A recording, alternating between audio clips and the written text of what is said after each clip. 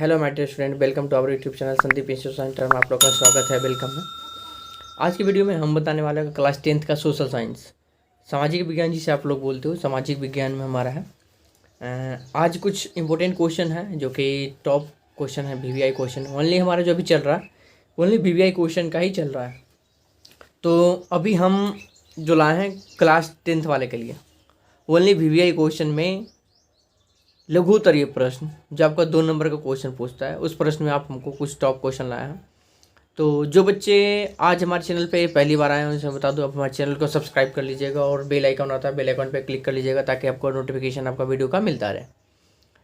और एक चीज़ मैं बता दूँ, हमारे इंस्टीट्यूट की तरफ से आप लोग को नोट्स PDF दिया जा रहा है। क्लास 10th के लिए जो नोट्स मिल रहा है वो मैथ का भी, ये भी हमारा मैथ का नोट्स रेडी हो चुका है। तो आप मैथ का नोट ले सकते हो, ओनली 29 रुपीज़ का है, ज़्यादा वैल्यू है नहीं, तो आप उसे ले सकते हो। इसमें आपका क्वेश्चन है, आप उसे एक बार देख सकते हो, आप उसे एक बार रिवाइज करना बना करके, आपको उसमें समझ आएगा। बहुत सारे ऐसे क्वेश्चन हैं, टॉप क्वेश्चन है जो कि एग्जाम में पूछा है और हमेशा पूछता है, तो ज़रूर से नोट्स भी देखिएगा, ठीक है। और इसमें हमारा भी टॉप लेवल का क्वेश्चन जो चल रहा है वीवीआई लघु उत्तरीय प्रश्न में, टोटल सोशल साइंस का चल रहा है। तो उसमें आज हमारा अपना पहला क्वेश्चन देखेंगे। पहला क्वेश्चन हमारा कह रहा है कि रूस की क्रांति ने पूरे विश्व को प्रभावित किया। रूस की क्रांति ने पूरे विश्व को प्रभावित किया, किन्हीं 2 उदाहरणों द्वारा स्पष्ट करें। करें रूस की क्रांति जो था वो पूरे विश्व को प्रभावित किया था, किन्हीं 2 उदाहरण ऐसा स्पष्ट करने के लग रहा है। उदाहरण दीजिए, उसको थोड़ा सा स्पष्ट कीजिए। तो पहला उदाहरण में हमारा है, इस क्रांति के पश्चात अथवा सर्वहारा वर्ग की सत्ता रूस में स्थापित हो गई थी। करा इस क्रांति के पश्चात अथवा सर्वहारा वर्ग की सत्ता रूस में स्थापित हो गई तथा इससे अन्य क्षेत्रों में भी आंदोलन का प्रोत्साहन मिला। इससे क्या होगा, अन्य क्षेत्रों में भी आंदोलन का प्रोत्साहन मिला था। नेक्स्ट इसका दूसरा उदाहरण है, आइए देखते हैं दूसरा उदाहरण।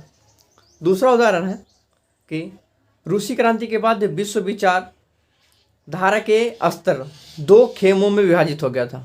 क्या था, 2 खेमों में बट गया था, मतलब 2 भाग में बट गया था, विभाजित हो गया। साम्यवादी विश्व एवं पूंजीवादी विश्व, 2 खेमों क्या हो गया, एक हो गया साम्यवादी और दूसरा हो गया पूंजीवादी विश्व।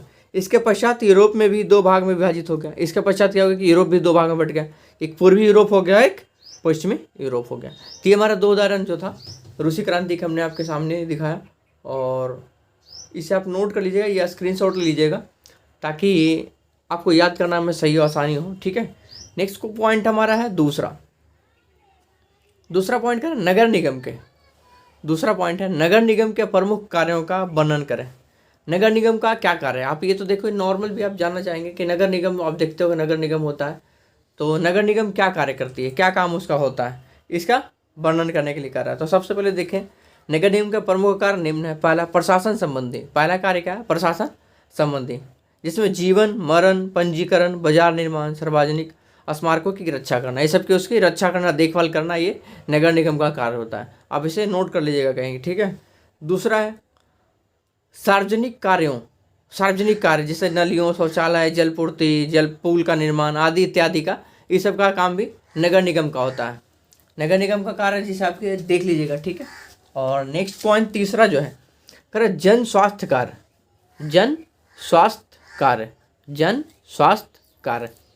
तीसरा पॉइंट है जन स्वास्थ्य कार्य, नलियों, शौचालय, जलपूर्ति, संक्रामक रोग से रोकथाम, जैसे कोई रोग आ गया है, जैसे संक्रमण वाली रोग कोई फैल रही है तो उससे रोकथाम के लिए टीका लगवाना, अस्पताल का प्रबंधन आदि, ये सब मैनेज करना जो है नगर निगम का ही कार्य होता है, ठीक है। तो आप इसे पॉइंट में देखिए, याद रखिएगा कि नगर निगम का कार्य क्या क्या होता है।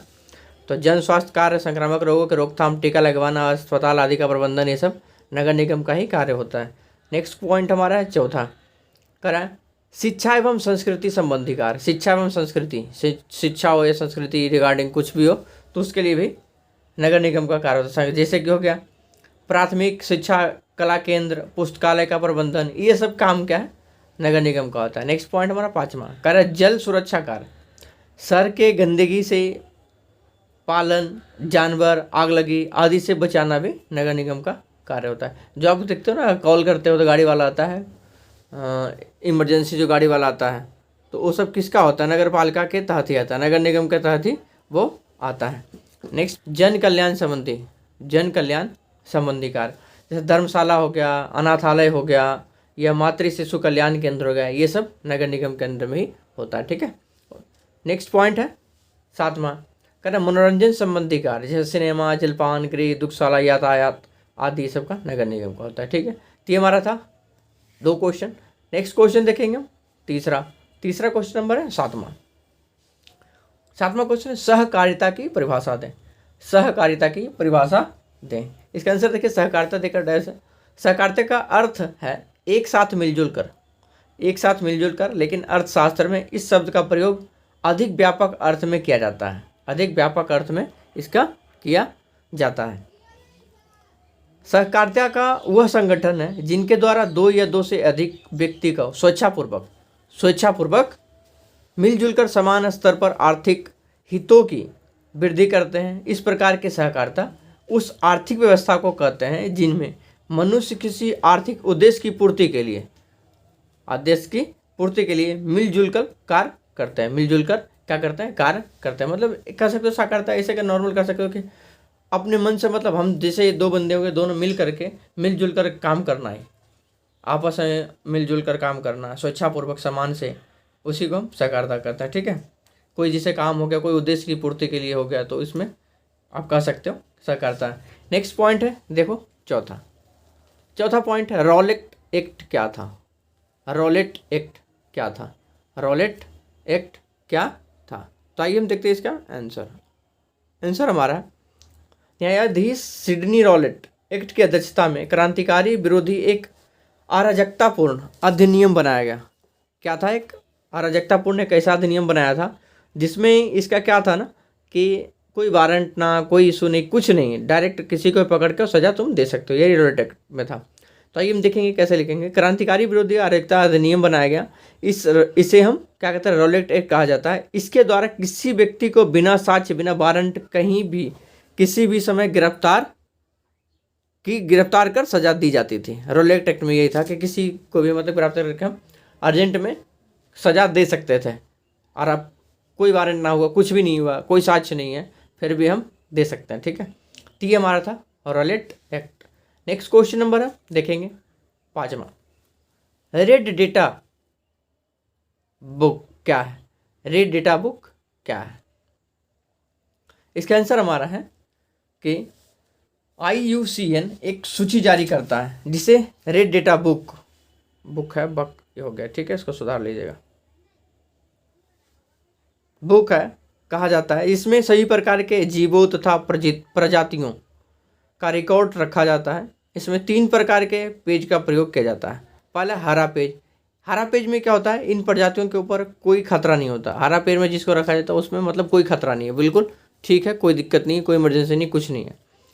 गुलाबी पेज होता है जो इन प्रजातियों के ऊपर खतरा रहता है, मतलब गुलाबी जिसका है उसका मतलब खतरा है, खतरा ही नहीं कि नहीं है। नेक्स्ट पॉइंट लाल पेज का है कि इस प्रकार के प्रजाति समाप्त होने वाले होते हैं, मतलब वो लगभग खत्म होने वाले हैं, तो या समाप्त हो चुके हैं या वो खत्म हो चुका है, तो इसे लाल पेज में रखा जाता है। ठीक है, नेक्स्ट पॉइंट है 6 नंबर। छठा पॉइंट में हमारा आर्थिक संकट से आप क्या समझते हैं। देखिए ये भी टॉप क्वेश्चन है, आर्थिक संकट से आप क्या समझते हैं। तो इसका आंसर आप देख लेंगे। अर्थतंत्र में आने वाली वैसी स्थिति को आर्थिक संकट कहते हैं जब उसके तीनों आधार कृषि, उद्योग और व्यापार विकास अवरुद्ध हो जाए, लाखों लोग बेरोजगार हो जाए, बैंकों और कंपनियों का दिवाला निकल जाए तथा वस्तुओं और मुद्रा दोनों के बाजार में कोई कीमत नहीं रहे।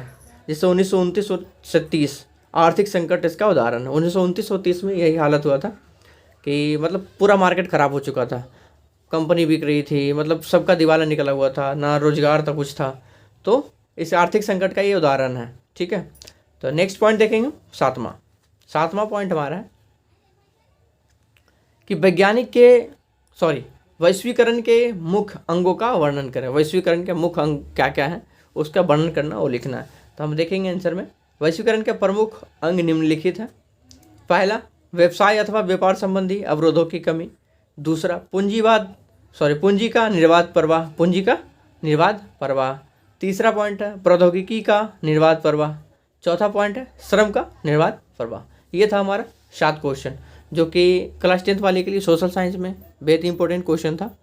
तो इस वीडियो में फिलहाल रहने देते हैं इतना ही, मिलते हैं फिर नेक्स्ट वीडियो में। आज के लिए फिलहाल थैंक यू।